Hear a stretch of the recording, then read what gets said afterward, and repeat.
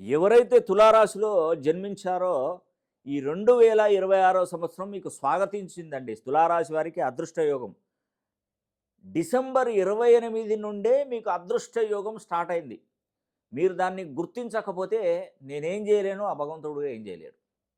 గుర్తించండి, బాగుపడండి, సంపాదించండి, నిలదొక్కుకోండి, దర్జాగా నిలబడండి. మళ్ళీ మళ్ళీ మనకి ఇలాంటి అవకాశం రాదు. 12 ఏళ్ళు పడుతుంది ఇలాంటి అవకాశం రావాలంటే. 12 సంవత్సరాలండి, నార్మల్ విషయం కాదు కదా. వచ్చింది, సద్వినియోగం చేసుకోండి, బాగుపడండి, కష్టపడండి, సంతోషంగా బ్రతకండి, హ్యాపీగా ఉండండి.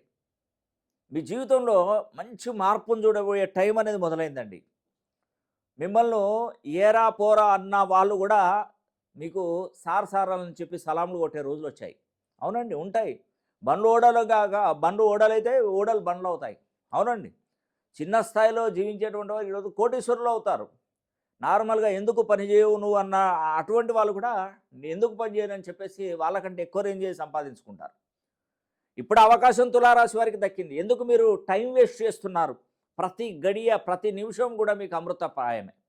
అందుకే ఒకసారి చెప్తున్నానండి, మీ పేరులో ఉన్నటువంటి సంఖ్యాబలాన్ని ఒకసారి చూడాలి. చూస్తాను, ఖచ్చితంగా చూస్తాను. పేరులో బలాన్ని పెంచుతాను. నేను చూసేది astrology, numerology, nameology, graphology, signatureology, ప్రొనాలజీ, Indian western numerology, Indian western astrology, ప్రశ్నాశాస్త్రం, హస్తరేఖలు, గవ్వలు, తాళపత్ర గ్రంథాలు, ఇలా అన్ని పద్ధతుల ద్వారా కూడా పరిశీలన చేస్తాను. కాబట్టి సమస్య ఎలాంటిదైనా, ఏ విధమైనటువంటి సమస్యకైనా పరిష్కారం ఖచ్చితంగా నేను దొరకబట్టేస్తాను.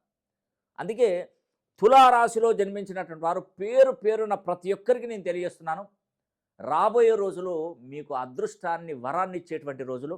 కాబట్టి తులారాశి వారు ప్రపంచంలో ఎక్కడున్నా ఒక్కసారి నన్ను సంప్రదించండి. చివరిగా ఒక విషయం చెప్తున్నానండి, మీరు తులారాశి వారైతే జనవరి 10వ తారీఖున ఖచ్చితంగా శని హోమం చేయించుకోండి.